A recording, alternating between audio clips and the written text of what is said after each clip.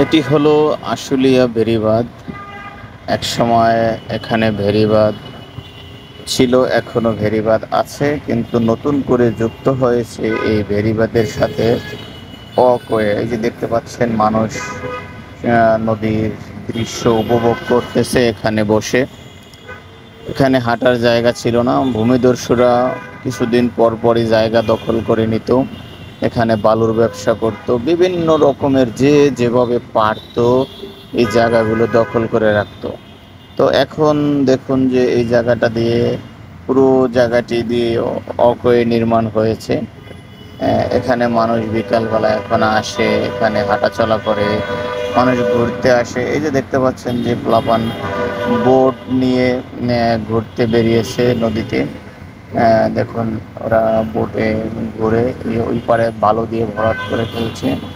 অনেক ওই পারে যে জায়গাগুলো ছিল, এগুলো ছিল এক সময় অনেক পানির নিচে পরিত্যক্ত।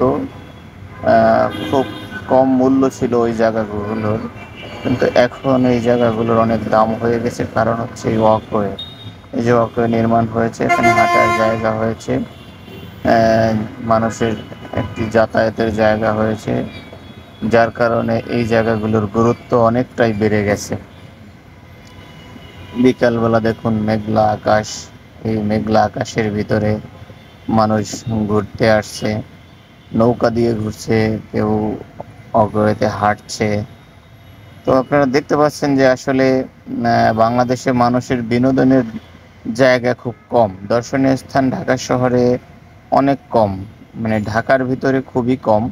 তাই ঢাকার আশপাশে মানুষ একটু ঘোরার জায়গা পেলে চলে যায়। একটি জিনিস ভুল বলেছি, বাংলাদেশের দর্শনীয় স্থান অনেক আছে, কিন্তু ঢাকার ভিতরে খুবই কম জায়গা ঘোরার জন্য। সেক্ষেত্রে এখানে মানুষ ঘুরতেছে, দেখতেছেন যে এখানে মানুষ ঘুরতে আসছে।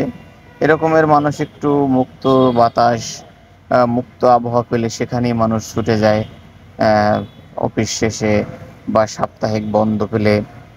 তো এই আশুলিয়া যে বটগাছ এলাকা, এখানে একটি বটগাছ আছে সামনে, আর একটু সামনে গেলে দেখা যাবে এই বটগাছটির এখানে অনেক বাংলা সিনেমার শুটিং হয়েছে, অনেক মিউজিক ভিডিওর শুটিং হয়েছে, অনেক নাটকের শুটিং হয়েছে।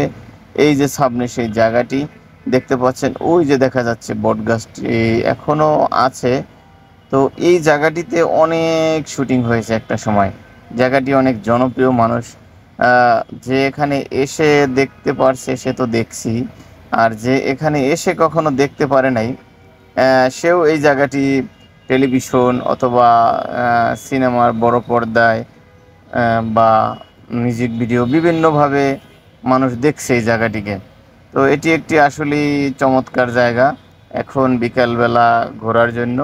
এটি মাজার রোড দিয়ে যদি আপনি ঢুকেন, মিরপুরে গাবতলী যাওয়ার আগে মাজার রোড দিয়ে ঢুকলে, মাজার রোড থেকে ডান দিকে যদি আপনি